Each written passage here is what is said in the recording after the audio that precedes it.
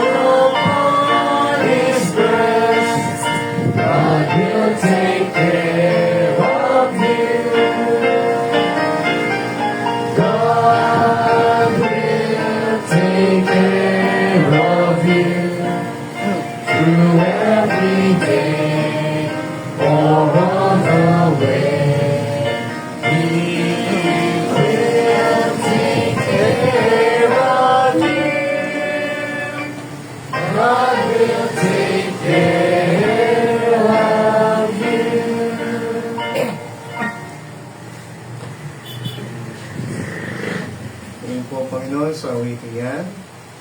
Po, tayo ay daral po ng banal na salita ng Panginoon. Let's talk about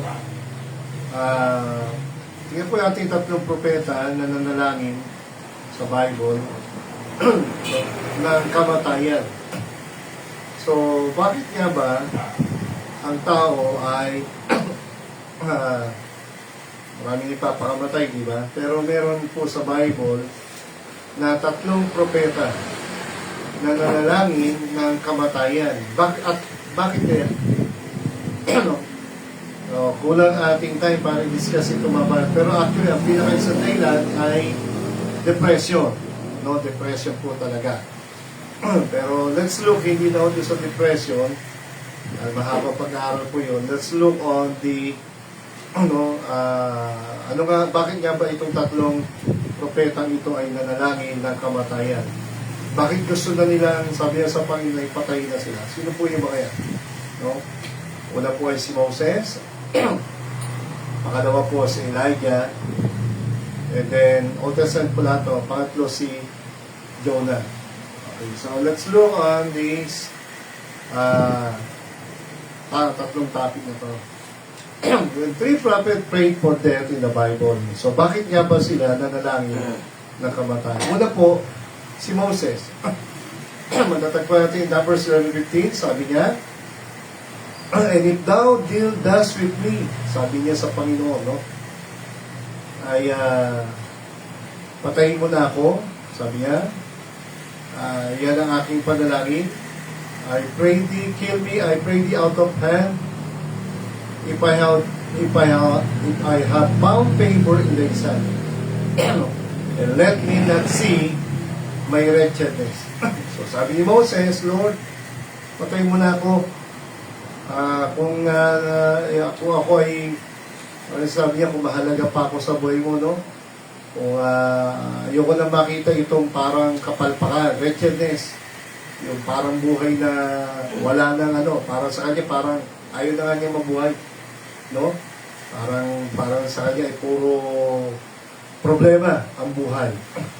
Okay. So, pangalawa, dito kay Elijah in 1 Kings chapter 19 verse 4.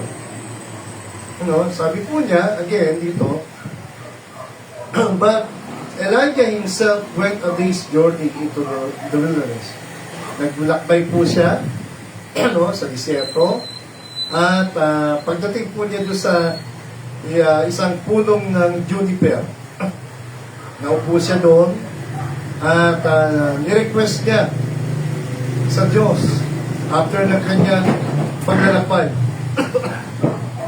Pagkatapos ng kanyang paglalakbay sa disyerto, pag-upo niya dito, sabi niya ay gusto na niyang mamatay. He requested, he prayed to God that he might die. Bakit? It is enough. Sabi niya, okay na ako, ayoko na. Ngayon, Panginoon, kunin mo na ang buhay ko. At hindi na ako mas mainam. Hindi na maayos ang buhay ko kaysa sa aking mga ninuno. Parang wala na kwenta ang buhay ko. Parang ganyan sa'yo. At yung pangatlo, si Jonah nga po, in Jonah chapter 4, verse 3. Sabi niya dito ni Jonah, in Jonah chapter 4, verse 3, kaya nga, Panginoon, kunin mo na ako, nakikiusap siya, kunin mo na ang buhay ko sa akin. Patayin mo na ako. So, di naman sila magpapakamatay, pero ito ang prayer request sila. Sabi niya, mas mainam pa mamatay na ako kaysa mabuhay. So, bakit may mga tao, di ba, lahat tayo may panalangin sa Diyos. Marami tayong hinihiling sa Diyos. Karamihan ay pagpalain mo ko, ingatan mo ko, at gabayan mo ko, palakasin mo ko, tulungan mo ko. Pero itong tatlong ito, ay ang panalangin nila ay tapusin mo na buhay ko, ayoko nang mamatay, ayoko nang mabuhay pa.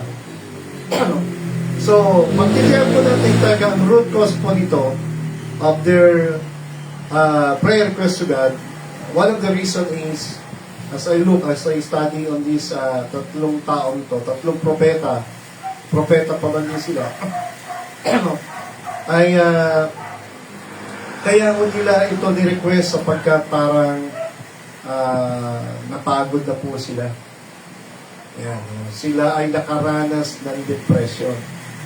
Kung ating depression, ay isang meaning ng depression ay malalim na kalumbayan.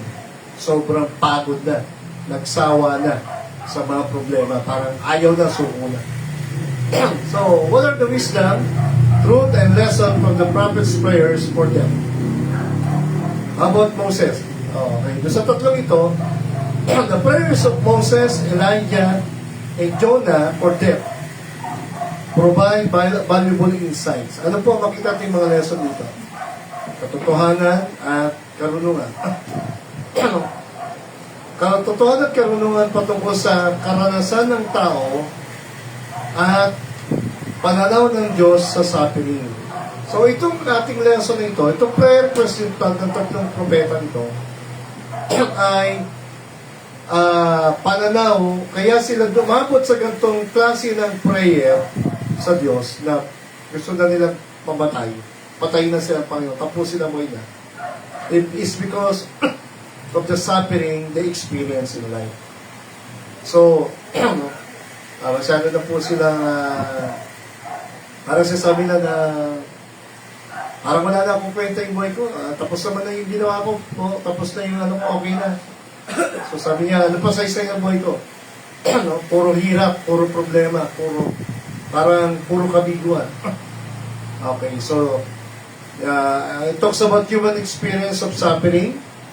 But also, makita natin, siyempre, ang pananaw nating mga tao sa suffering ay mababaw, makasarili.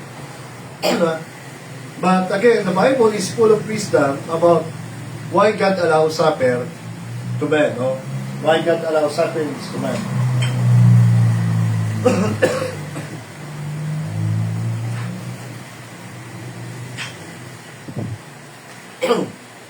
Let's look on Moses' prayer of death. Ano ang reason po niya? Overwhelmed by responsibility. Let's look on, sumili tayo saglit sa Numbers 11:15. Okay, siya po ay nalunod ng sobrang dami ng kanyang tungkulin. Anong version? Numbers 11:15. Tignan po natin yung background para maintindihan natin bakit umabot sa ganitong request si Moses na patayin na siya ng Panginoon. Ayaw na niya mabuhay pa. Sabi ng verse 1, and when the people complained, reklamo. So sabi niya, so nang nagre-reklamo ang mga Hudyo, ang mga after Egypt, bagay maintindihan niyo naman kasi ang Israel kasi, alam nyo, isang dahilan bakit naging reklamador ng Israel, alam nyo bakit? 400 years na naman sila nag-suffer ng slavery sa Egypt. Tandaan niyo po yun. Diba? Yung nga lang, ikaw ay walang almusal tanghalian. Re-reklamo ka na nga Diba? Naubusan ka ng ulam Diba? Gagalit ka na agad Paborito mo pa naman yung ulam. Diba? Kaya nga, pagka, ano yun, sabi yun yung lechon, ay nakaka-high blood talaga yung lechon. No? Alam niyo bakit nakaka-high blood yung lechon? Kasi pagbuto na lang yung tinira sa'yo. No? High blood din ka talaga sa galit, di ba? So, gano'n yun. Hindi, wala akong joke na. Talagang Israel po, 400 years, imagine nyo. They suffer of slavery, gutom, hirap, lungkot, pananakit, wala nga sa sweldo ginagawa nila yung mga project doon sa Egypt, di ba? Bata, matanda, halos namamatay na doon sa paggawa ng mga proyekto sa Egypt. Pag pinag-usapan yung human rights abuse, wala silang karapatang mabuhay, parang wala silang karapatang lumigaya, no? Alam naman natin ito kasi pinakain si Joseph, binusog sila, pero yung king na mabait, At si Joseph, nung mamatay na, yung pumalit na hari ay naging malupit sa Israel. Ano? So, at nung sila ay maging malupit yung hari, talagang grabe pong hirap. For 400 years, sabi po ng Bible. Kaya, iyak sa Diyos. Alam ko ba, Lord, tutulungan mo kami, niligtas mo kami. Nasa may tagapagligtas. Araw at gabi, yun ang prayer nila. Wala akong tulog halos yun. Siguro, sobrang pa. Kaya yung mga matatanda, nagkakanda matay yun. So, nakalaya sila sa Egypt. So, makita natin dyan, ay talagang they are full of bitterness. Parang ganun, pait, galit, sama na lungkot, hirap, sama-sama na, pagod, di ba? So, parang gusto naman nila, wag na sila maghirap, tapos ang dami namin hirap na daanan. So, when the people complain, nagreklamo sila, siyempre, hindi na ito ang Panginoon. Alam niyo bakit? Kasi maganda ang plano, kaya nga sila from Egypt, from hirap, dadalhin na sila sa ginhawa. From slavery, freedom. Di ba? So, freedom to worship and serve God. At marami po magagandang plano ang Diyos. Kaya lang po talaga, yung proseso, yung paglalakbay, patungo dun sa tinatawag natin promised land, pangakong lupa at kasaganaan Diyos. A land floweth with milk and honey, di ba sabi? Lupa ay nasagana sa gatas, pulot po kyuta. So, kaya lang, yung kumbaga yung ginhawa, gusto kasi nila, instant eh. Pero nangyari nga po, siyempre, from Egypt, lalakbay sila. So, siyempre, uhaw yan, gutom. So, sana man lang, nakita nila yung 10 salot, nakita nila yung nahating dagat, di ba? Ano ang nalikha sa puso ng mga Egyptian? Sa puso ng mga Hudyo? Ba, dakila yung Diyos natin, makapangyarihan, kagila-gilala, nakakasindak, nakakatakot. So dapat, the more Israelites, yung puso nila ay dapat naging magkaroon sila ng mataas sa paggalang sa Diyos. Mataas na pagtitiwala, mataas na paggalang, pagsunod. Pero hindi nga po eh. Dahil nga sa mga problema, ganun din tayo. Isa ba't ganun po? Napakadali nating makalimot. Napakadali nating konting problema, daming blessing, pero konting problema, reklamo agad tayo. Siyempre, sa mata at sa tenga ng Panginoon, hindi yun nakakatuwa. Bakit? Kasi maganda ang plano ni Lord eh. Kaya lang, yun nga po, dahil ang tao ay tao, di ba? Mareklamo, parang bansa natin yan, di ba? So, talaga naman marami tayong kababayan naghihirap. Pero, minsan may mga taong alam nyo, talagang yung bang reklamador na lang ba talaga? Isang gano'n, no? Hindi na ano kabaliktaran ng reklamo? Yung tinatawag ng mga taong thankful. Ibig na marunong ka magpasalamat, ang tao ngayon ay wala ng pasalamat. Puro pintas, reklamo, paninira, galit. Ganyan ang puso ng tao. So, hindi na sila marunong maka-appreciate, hindi na marunong magpasalamat, hindi na marunong thank you Lord, thank you tatay, thank you nanay, thank you ate. So, puro na lang reklamo. So, ano nangyari dito? Sabi, narinig ito ng Panginoon. Ha? At siyempre, kumbaga sa tatay, ang bihira kayo mga anak, ang ganda nga ng plano ko sa inyo, konting hirap lang, hindi kayo makapagtiis. Narinig ito ang Panginoon. At yung galit niya, medyo nagpupuyos. Yung banal na galit ng Panginoon. Di ba? Yung banal na galit ng Diyos ay nag-aapoy. And the fire of the Lord burnt among them. Ano nangyari? Pambira, nagkaroon ng kakaibang apoy dito at may mga nasunog doon sa kanilang mga tolda. May mga nangamatay dito. Nakakaila. Kumbaga, pag tinihan ninyo yung kabutihan, kapangyarihan ng Diyos, yung kapangyarihan ng Diyos, nung maranasan ng Egypt, nakakatakot. Di ba? Parusa eh. Pero sa Hudyo, nagpapakita ito ng kabutihan kasi ililigtas sila eh. Di ba? Pero pag ang Panginoon ay hindi ka, wala kang tiwala, wala kang pasalamat, no? Puro ka duda, puro paglaban, medyo ang Panginoon talaga ay ayaw man niya itong iparana sa Hudyo. Kasi niligtas nga niya ang Egypt eh. Niligtas nga niya ang Israel sa Egypt eh. Maganda ang plano niya eh. Bakit niya papaluin ng tomato? Bakit papatay niya sa apoy? Kasi nga po, it talks about discipline. It talks about divine divine anger of God. Ang bansa natin, no, sa bahay na lang, napakahirap po na walang disiplina. Subukan nyo ang bahay, ang buhay natin walang disiplina. Di ba? Kayo mga estudyante, subukan nyo. Tingnan nyo. Pwede ba kayo pumasok sa oras na gusto nyo pumasok? Pwede ba kayo pumasok ng walang ID, hindi na kayo uniform? Bakit kailangan may ID? Bakit may kailangan uniform? Bakit kailangan ay papasok kayo sa takdang oras? It talks about training and discipline. Training and discipline of what?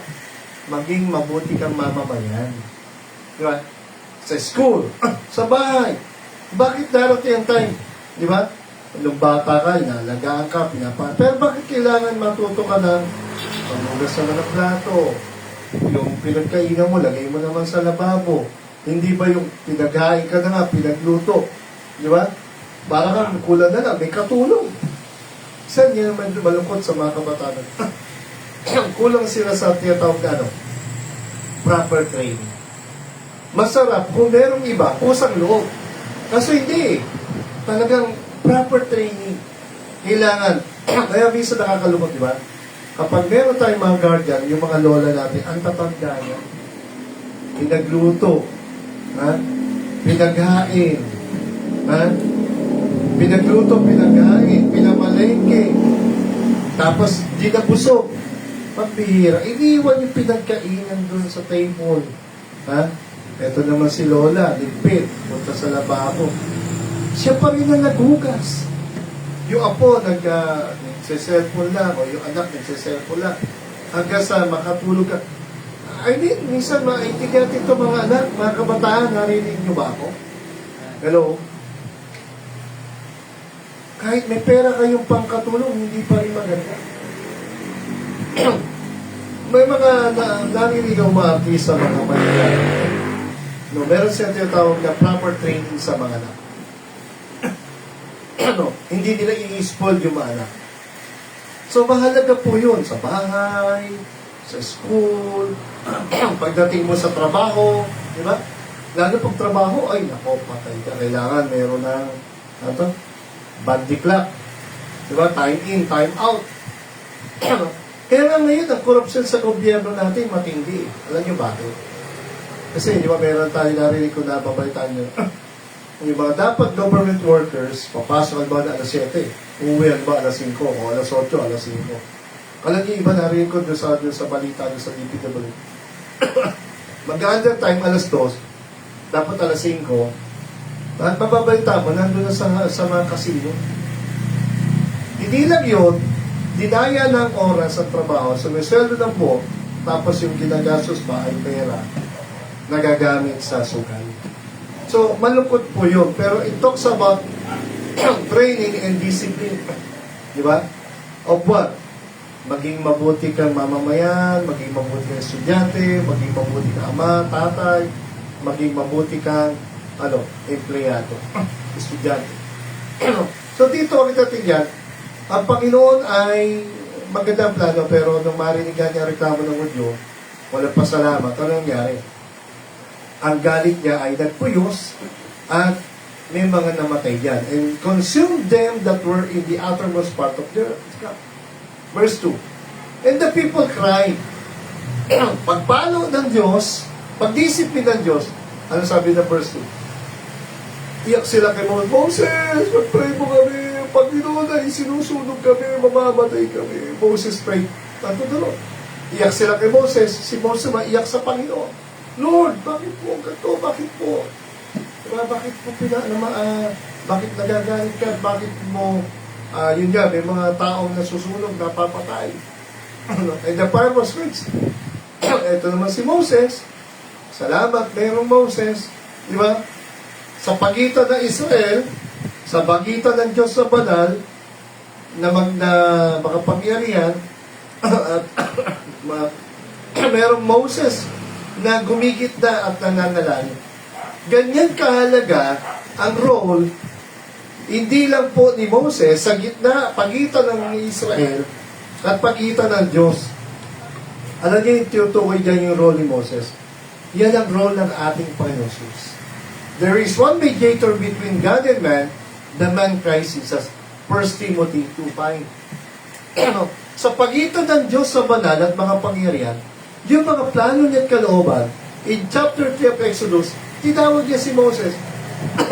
Dahil mahal niya ang Israel, at sabi niya, iligtas mo ang aking bansa para sila'y sumambat maglipot sa akin. Sinong ginagawa ng Diyos? Si Moses.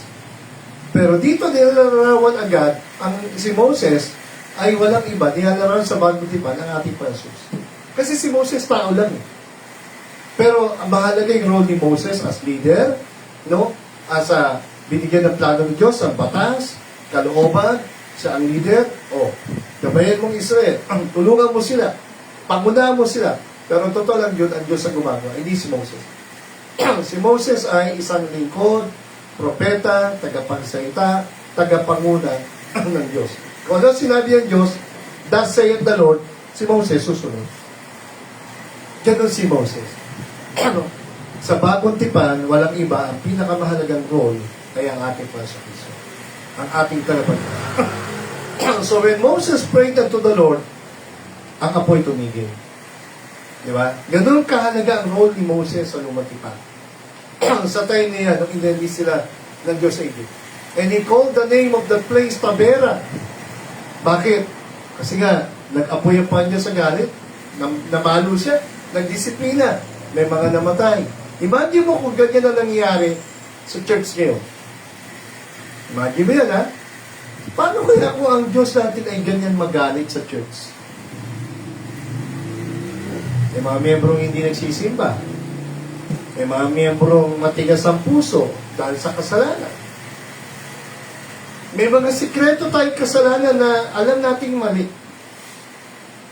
Diba? Kaya alam nyo, sabi ko nga, pagpalo, ibig sabihin, disiplina, tinutuloy tayo ng Diyos. Mahal tayo ng Diyos. Walang anak ng kapitbahay, ako na ba, ako na mismo tatay, nakita ko yung anak sa kapitbahay na pasawan. Walang tatay na kapitbahay, hindi disiplinahin yung anak ng kapitbahay. Hindi pwede yun. Mag-ahaway kayo ng magulang mo.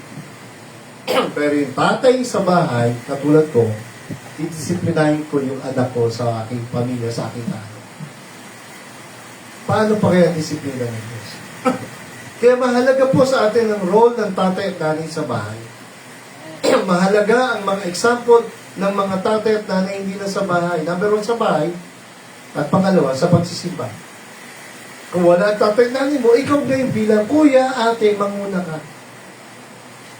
Ikaw na kabataan, maging good example ka, sabi nga ni Apostle Paul kay Timothy. Be thou an example among the believers. Kaya sabi niya sa first Paul, hindi na naman natapos. Namalo ang Diyos, nag-correct ang Diyos ang reklamo. Eto na naman, reklamo na naman sila. And verse 4. And take note, the mixed multitude. Meron kasi dito mga, hindi lang Hudyo eh. Mula sa Egypt, meron mga sumama, I believe, baka mga ano to eh. Egyptian, mga ilan. Halo-halo. Kaya nga sabi niya, mixed multitude eh. Meron dyan na halo na hindi dapat sumama, sumama. At sabi diyan, the mixed multitude was among them fell lasting. Nagugutol sila. Buti pa sa Egypt, may ganito, ganito. Dito, pagod, gutom, init. Diba? So, nagdanasa sila ng masasarap na pagkain. Sa Egypt, buti pa ganito, kahit alipin tayo. Kaya yung mga kababayan ng Israel, mga ibang lahi ng Israel, ano nangyari? Dahil may mga reklamado, parang ganito, no? Merong mga nag-i-spark ng kalokohan, ng kasalanan, ng kasamaan, ha? Ng bubuli, na yung iba, nahawa. Ang bansang Israel ay iyak na naman. Yung iyak dito, reklamo na naman. Sabi niya, sino magbibigay sa atin ang pagkain natin dito? Deserto kasi, imagine nyo naman. Sabi niya mga Israelita, pero tandaan niyo, take note, the mixed multitude. Sila yung mga unang pasaway niya. Nahawa lang yung Israel. Ano sabi niya sa verse 6, 5? Sabi ng mga Israel, eto na, sila, hawa-hawa na. Hawa-hawa na yung reklamo. Ha, walang teka, kanina lang pinatay ng Diyos, tumigil kayo, walang ganun, walang natakot. Sabi nila, we remember the peace, di ba daw may isda? Sa Egypt, nakakain natin, may cucumbers, may melon, may leeks, may onions, may sibuyas, may bawang, o sa tayo kung ano sibuyas, disyerto. Disyerto. Kaya sabi sa 6 pa, ang aming kaluluwa ay natutuyot na, nagugutom na, nagkikrave na yung, diba, yung mga laway, naglalaway na sila, kakain natin dito sa disyerto, scorpion, ahas, cactus, there's nothing at all beside this.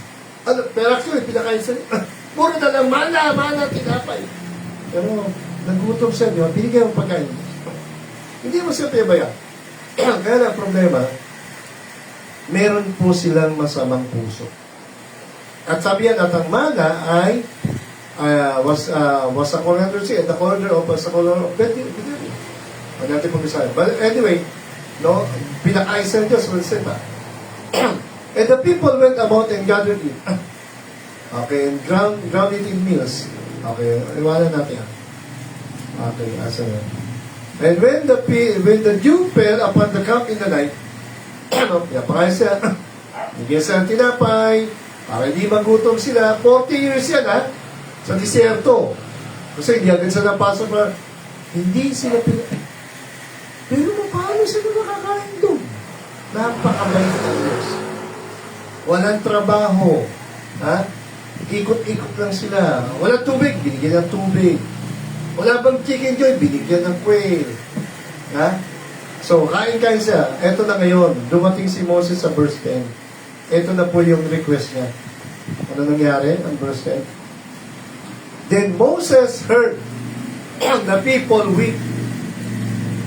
Narinig niya na naman yung mga reklamo, puro reklamo ng mga bansang Israel.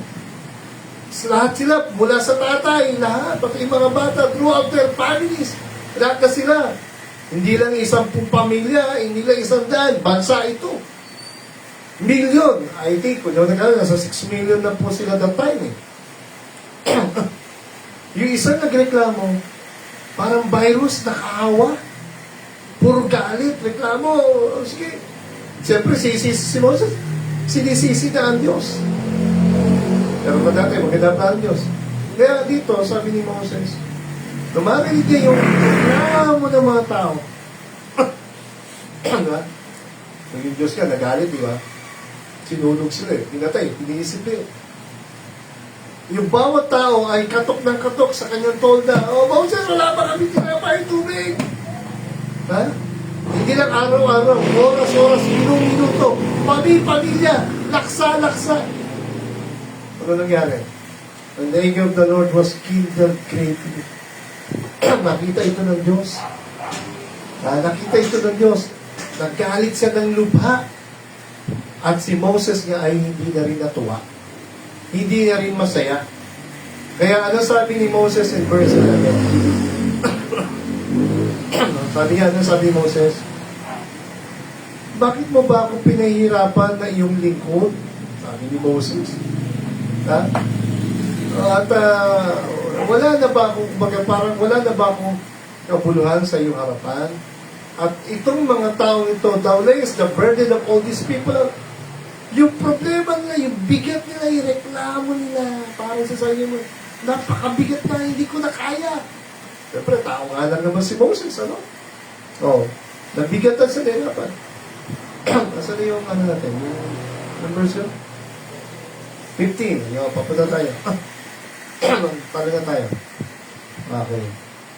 Hindi, sige, tuloy natin. 12. Have I conceived? Sabi mo, ako ba ang nagbuntis sa kanila? Ako ba ang nagpanak sa kanila? Grabe si Moses, oh. Have I begotten them?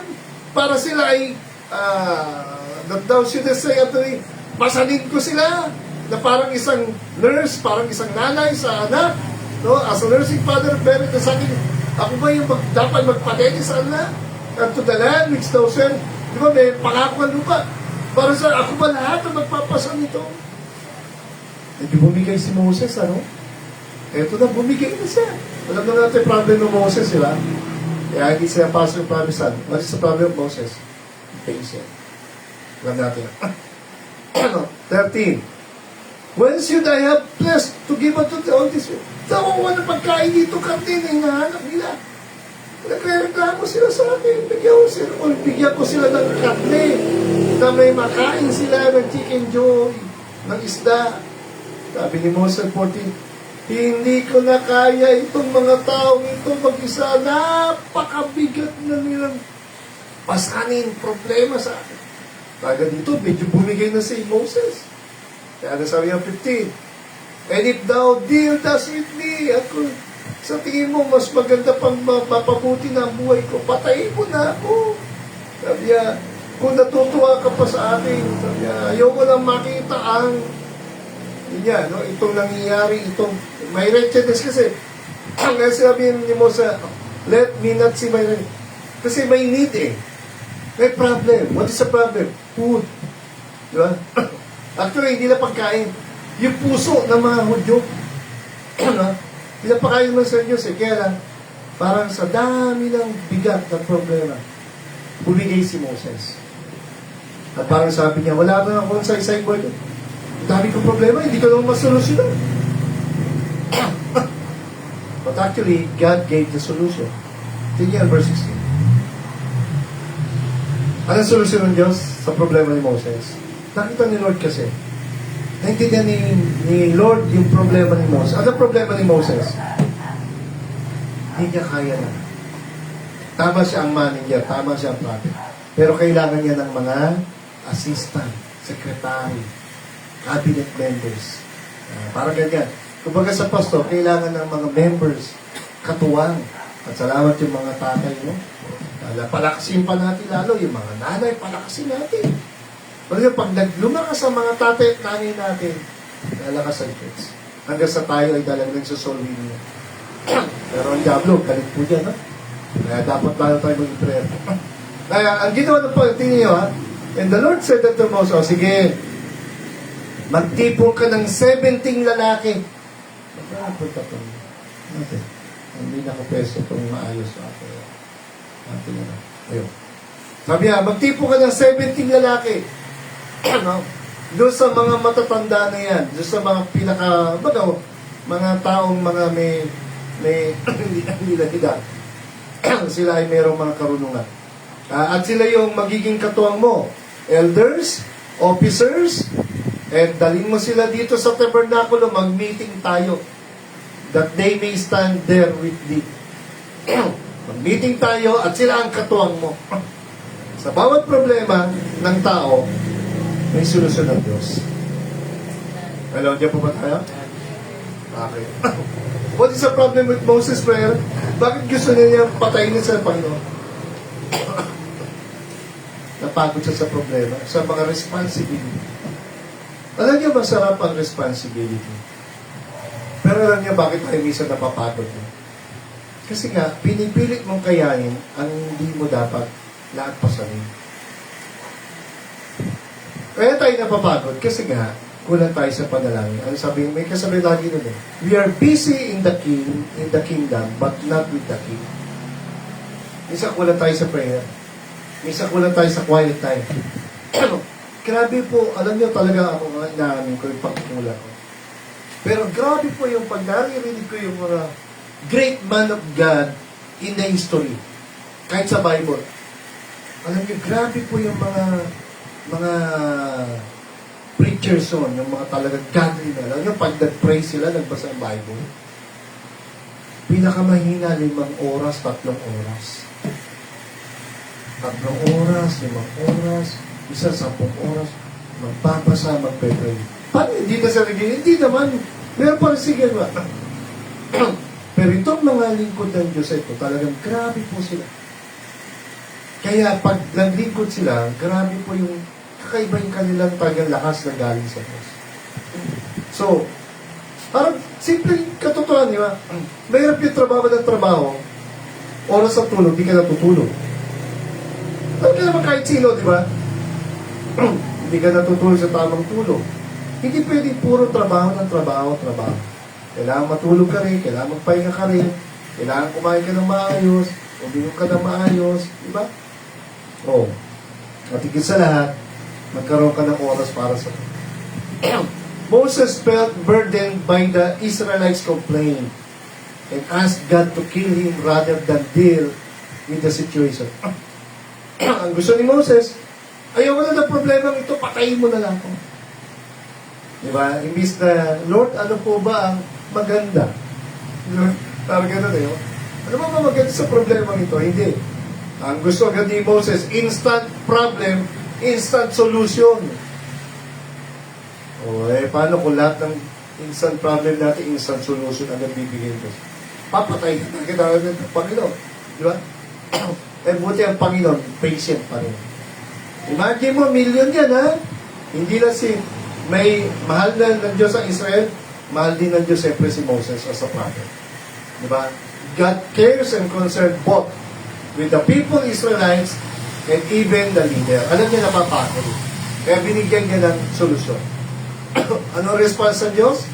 God provided Moses with 70 elders to share the burden, teaching us the importance of seeking help, delegating responsibility. Kaya sa bahay, pag ang magulang mo, nung mga wala pang baby, diba, masaya pa yung mga yan eh. Parents yun eh. Diba? Unang taon, 2 taon, pero pag may baby na, tapos nag-work pa, naku. Kaya ang Bible talaga, dinidiscourage po ang mga nanay magtrabaho. Alam niyo ba, yun ang turo sa Bible. Kasi ang Bible talaga, ang role talaga ng provider and protector, tatay. Ang nanay, ang trabaho niya ay keepers of the home. Kaya may mga anak na papalaki na mais kapag ang nanay nasa bahay talaga. Pero dahil nga po, nagkukulang finances, agyan nga po yung tutulong sa... Pero nagsasuffer po. Nagsasuffer po ang bahay. Kasi nga, siyempre, ang tututok talaga sa bahay dapat, mga nanay. May paano kung nagtatrabaho rin ang nanay? Kaya yung mga anak, minsan, yun nga, nagkakagulo eh. Di ba?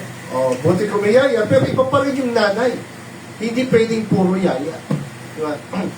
Napakahalaga ng role ng nanay sa bahay. Kaya makita natin dito, sa church, sa bahay, kapag lumalaki yung mga anak, napakahalaga ng proper train na mga anak, tulungan niyo naman si nanay. Tulad ni Kuya Allen, di ba? Lumalaki siya, tulungan na si nanay. Ika nga, hindi na yung tatanda kayo, Nay, damit ko, Nay, pagkain ko, Nay, puro na. Tumatanda rin yung nanay, tatay niyo, no? Kaya, time will come. Ang ganda na disenyo ng Diyos sa Bible. Yung parents, pag mali ka, alagaan ka. Pero pag tanda ng parents, hindi naman, ibig sabihin na dapat talaga alagaan ng mga anak yung magulang. Pero, gano'n na katotohanan mo ay, time will come, whether you like it or not, ang mga magulang ay tatanda, ihihina. Buti kung mayaman ka, kaya mo kumuha ng katulong. Kung wala. Sa Amerika, diadala sa bayang puna. So, sa Bible, tinuturuan tayo, as the parents love and care, pinalagaan ang mga anak, hanggang mapag-aral, hanggang mapagtrabaho, hanggang magkaroon ng pamilya. And time will come, pag ang parents tumanda, sakiti na, talaga sila senior na, kung pwede nga lang, ako yun ang pre ko, ayoko magpaalaga. Pag ako darating sa ganung time, Lord, kunin mo na ako. Diba? Pero katotohanan sa buhay, tuturuan pa rin ng mga anak na sowing and reaping. Ano ang tinanim ng mga magulang sa anak, and time will come, the children will take care of their parents when they are weak and senior in their age. So, ganun kahalaga po yun. God provided Moses with 70 elders to share the burden. Hindi niya kaya, nakita ng Diyos. Kaya, sige, kumuha ka ng mga katuwang mo. Okay, delegation, napakalaga niya. Kumbaga, merong manager, may utak, di ba? Magpapatak mo, Jollibee, no? Kahit sa church, di ba? Napakalaga po, management, sa bahay, ang parents, di ba? Sa school, ang principal, ang teacher, sa government natin, presidente, di ba? So, meron talagang hierarchy ng rank, ng position ng power. Kasi, hindi pwede yung private, tumalon agad ang general. Kasi, it talks about years of maturity and training and wisdom and leadership. Kaya mga anak, hindi kayo pwedeng magmadali na, di ba, na iba pa rin talaga yung dumaan kayo sa proper training and experience. Di ba? So, dito natin tapusin mga natin. No? Una, kay Moses. May problema si Moses, pero may solusyon ng Diyos. So, tatanda natin, bakit tayo bumibigay? Because, di ba, bumigay sa dahil sa dami ng responsibility. So, hindi naman siya sabi ni Moses ayaw ng responsibility. Pero ang talagang ugat, bakit siya bumigay? Napagod siya. So, ang solusyon? May solusyon ng Diyos. Kailangan niya ng katuwa. Kaya makita natin, sa bahay, mahalagang role ng mga anak. Mahalagang role ng magulang. Mahalagang role ng mga anak. Sa church, ganun din. Mahalagang role ng pastor, pero kailangan katuwang ang mga miyembro. No? Ang mabigat ay nagiging madali. At ang madali ay lalo pang gumagaan. Diba? Walang problema ang mabigat. Kapag tulong-tulong, sama-sama ika na parang isang team. Isang basketball team. Ay mga Lord, salamat sa salita mo. Mabayan niyo po kami. Tulungan niyo kami sa aming buhay na lagi, Panginoon, kapag kami nagbabasa ng aral sa salita, bigyan niyo kami ng kaunungan, katotohanan. Salamat po that you are God of concern. You are God who will take care of us. Sabi nga ni Apostle Peter, casting all our cares upon you, for you care upon us. Ano ba ang problema namin? Ano bang bigat? Ito'y ibalibag namin, ibalandra namin. Parang isang wrestling na ibibigay ang lahat ng bigat at problema, pagsubok, pasanin. May mga time, Lord, talaga napapagod kami, sinusuko kami, nahihirapan na kami, lalo pag nagkakasakit pa, tumatanda, na maraming problema, mga needs. Tulungan niyo kami, katulad ng ni Moses, na kaya pala, gano'n na lang ang kanyang request na mamatay na siya, patay na siya, sapagkat napagod siya sa dami ng responsibilidad. Lord, tulungan niyo kami, lalo kami lumuhod, lumapit, dumepende. Gaya na sabi ni Paul, si Paul ay nakaranas ng kakaibang lakas. Hindi lang physical, spiritual at moral at baki sa kanyang damdamin. Sapagkat sabi niya, I can do all things through Christ who strengthened me. Ang tunay pala namin lakas para maharap namin lahat ng problema, pagsubok, kalungkutan sa mundong ito, even depression, even responsibility, ay makakaya namin dahil ikaw nagpapalakas sa amin. Ikaw taga-kalakasan namin, karunungan, ikaw ang lahat-lahat sa buhay namin. Kung wala ka, Panginoon, wala kaming magagawa. Sabi nga ni Pastor Paul, dahil sa biyaya mo, nagamit mo siya. Marami siyang nakamplis, marami siyang misyong napunta mga lugar. Si Paul ay larawan ng tila baga isang super apostle, isang Kristiyanong napakasipag, napakaraming misyon na napunta. Kakaibang buhay, kakaibang lakas. Dahil po ito sa kanya pagdepende sa inyo, pagpapakumbaba, lalo niyang pagtitiwala, pananalangin. Tulungan niyo kami, lalo ka namin makilala, mahalin, at sundin habang nabubuhay. Maraming problema at pagsubok, pero salamat po, ikaw'y magbibigay ng solusyon, ikaw'y magbibigay ng kasagutan, lagi ka nagmamalasakit, lagi ka nagmamalasamin, katulad naman sa Israel, wala kang pinalong pangit sa kanila, at hindi kay Moses, ang gano'n na yung pagmamalasakit niya. Tulungan niyo kami, ang aming mga problema sa araw-araw ay harapin namin na may kalakas at karunungan na galing sa. Lagi niyo kami turuan, magpakumbaba at magpasakop sa karunungan ng Satan. Malipay kaya nagdadalaki. Salamat sa gabi ito. Palagi po sa itanyo. Ito yung nagdadalaki kami. Pagkakaya kami. Misyari Sunday, Lord, ikaw na pumagpala. Kasabi kami. Ang lahat ay dalaki po sa kami sa gabi ito, sa matamis sa pangalan ng Diyos. Maggabi po. See you on Sunday. God bless po.